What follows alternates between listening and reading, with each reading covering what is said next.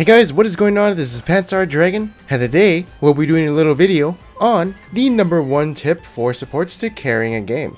Now obviously having a really good laning presence is one of the best things you can do as a support to winning the game. But that's a really hard tip to go in depth on because you gotta know your champion and what he can do or she can do. And that's definitely more champion specific and mechanically based. But I want to be talking about a tip that can really help your games and make the games easier. And I'll definitely try and elaborate a lot on this topic. Anyways, with all that being said, let's get started.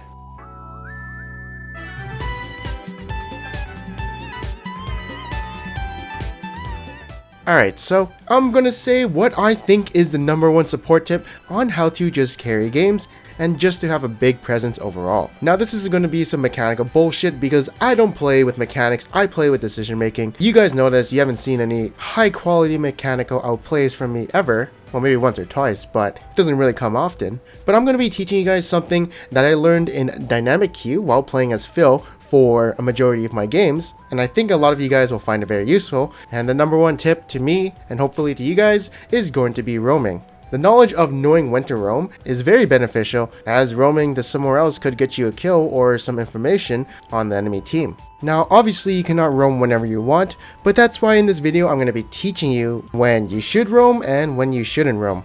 I'm also going to be teaching you really good roamers, and I'll have a little infographic later in this video, but most of the champions in that infographic should still roam even if they're kind of like shitty tier. As you'll see, some of the advice I give in this video doesn't always lead to ganks. Alright, so first up, I'm going to be teaching you good times to roam at. And one of the good times to roam at is when your lane is being pushed into your tower. Now I'm going to say some example scenarios such as this one you see in the video. In this scenario, if the enemy overextends for the CS, he's going to get ganked by me and Rengar, and so he backs off, and this is when I can roam with the jungler to do whatever we want on the map. And even though there is no mid laner to gank, we're definitely trying to look for something, and one of the biggest things I want to emphasize as a support is to have some deep wards into the enemy jungle, because usually deep wards will prevent you from being ganked, but it's also very hard to get deep wards since if you go in alone, there's a chance you might get spotted out by some wards and eventually collapsed on. So you need some pressure, and with the jungler you have some pressure. And yeah, deep wards are one of the strongest things you can do for the early game, as it'll basically almost give you a general idea of where the jungler is. Now back to what I was saying earlier about your AD carry being pushed in and just basically CSing under tower. Usually you can only do this if you're ahead, because your AD carry will probably need you for some support under tower if the enemy wants to harass him, or they might even dive him with their jungler or even 2v1. So yeah, you can only roam in this situation when you have your jungler, or if your AD carry is powerful enough to handle a 1v2. Alright, so for the next step, you should also roam when you're pushing in towards the enemy and you don't really know where the enemy jungle is. Because if you do have an advantage in the lane and the enemy jungle does come and you don't have your jungler with you, you're probably going to lose a 2v3. So the best choice here is to roam, go mid lane, or put some wards down somewhere, as there's not much to do when your lane is being pushed into the enemy tower. So you know, instead of standing around in lane and waiting for the enemy's lane to push, you can go do something else somewhere else on the map. Even warding like the tri-bush or something counts as roaming. But there's one problem: if the enemy decides to freeze and your AD carry is left alone, then he's going to be zoned and he can't really CS. So maybe you have to stay, and most of the time when you are roaming, you usually have to be going even or have a lead in some way, because if you are behind, the enemy will have pressure on you and your team, and you can easily be caught out if you start roaming, or your AD carry will just get shit on. If you think the enemy support is going to roam, you can also roam with him to counter gank whatever he's going to be trying to do. This usually works for people like Soraka, who don't really have a lot of roaming potential but can easily turn a fight around if she is around the area. Now you should be roaming a lot more when you've won your lane and your tower is down, or your enemy's tower is down, because essentially what bot lane becomes is a farm lane for the AD carries.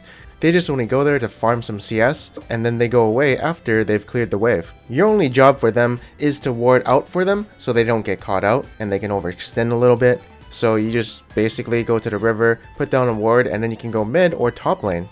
Now I'm going to give you a tip that a lot of supports do.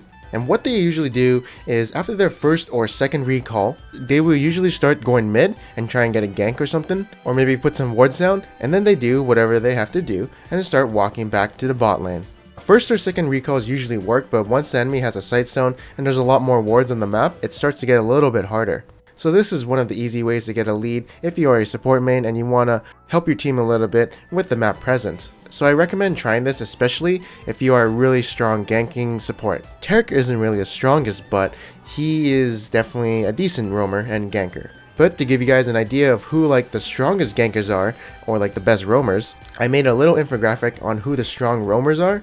And this list is kind of based off who has the most mobility, who has really good CC, and champions who can get out of sticky situations easily, and also champions who have a bit of damage. So you can see everyone in tier 1 have really hard CC or good mobility. Tier 2 is like less mobility but pretty decent CC. Tier 3 is like unreliant CC or is kind of weak CC. And tier 4 is just like I only come mid to give you some heals and to counter whatever the enemy is going to do. So hopefully this infographic did help you guys in analyzing who are the best roamers. I'm definitely missing some supports, but you can probably figure it out based on how this list works. And also, if the champion is in a tier 3 section, it doesn't mean you don't have to roam, it means they're just a little bit weaker on roaming ganks. So don't take the list too seriously, it's just a list to get an idea of who the strong roamers are. But yeah, that's it for this video. I hope you guys enjoyed it. In one of my other videos, I asked you guys, who do you think are sleeper OP junglers? And here are some of my favorite answers. For your chance to be featured in a future video, make sure to comment below on what do you think about this drink.